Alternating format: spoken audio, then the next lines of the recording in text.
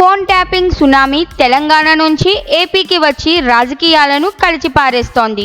ఇప్పటికే తెలంగాణలో బిగ్ ఇష్యూగా మారిన ఈ వ్యవహారంపై ఇప్పుడు ఏపీ రాజకీయాల్లోనూ పచ్చి గరుగుల రాలుతున్నాయి. ఏపీ కాంగ్రెస్ అధ్యక్షురాలు వైఎస్ షర్మిల సంచలన ఆరోపణలు చేస్తూ టెలిగ్రామ్ కాదు ట్యాపింగ్ గ్రాండ్ మాస్టర్ ప్లాన్ అంటూ నాటి తెలంగాణ, ఏపీ ముఖ్యమంత్రులపై బాంబు పేల్చారు. తన ఫోన్ సంభాషణను తనకే వినిపించారని, ఇది వైసీపీ కీలక నేత వైవి సుబ్బారెడ్డి చెప్పిన సంగతిని పబ్లిక్గా వెల్లడించారు. అంతేకాదు, నా పిల్లల మీద ప్రమాణం చేస్తా, ఇది పచ్చి నిజం అంటూ దుమారానికి తెరలేపారు.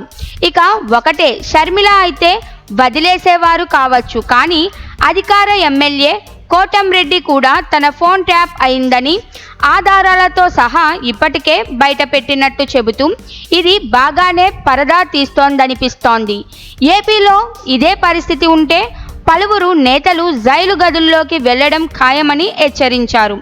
దీనిపై ఏపీ ప్రభుత్వం స్పందిస్తూ ఆరోపణలు తీవ్రంగా పరిగణనలోకి తీసుకుంటామంటూ విచారణకే గ్రీన్ సిగ్నల్ ఇచ్చింది. అయితే షర్మిల ఆరోపణలు కొట్టిపారేస్తే ఇవి కొత్తవేమీ కాదు అంటున్న చింతామోహన్ లాంటి నేతలు కూడా ఉన్నారు. కానీ నిజం ఏంటి? ఫోన్ ట్యాపింగ్ వెనుక ఉన్న అసలైన ఆటగాళ్లు ఎవరు? ఇది రాజకీయ పరపతి నాశనానికి కుట్రేనా?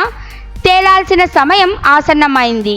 తెలంగాణ నుంచి ఏపీ పొలిటిక్స్లోకి జారిన ట్యాపింగ్ టెంపర్ ఏ మలుపు తిరుగుతోందో చూడాలి.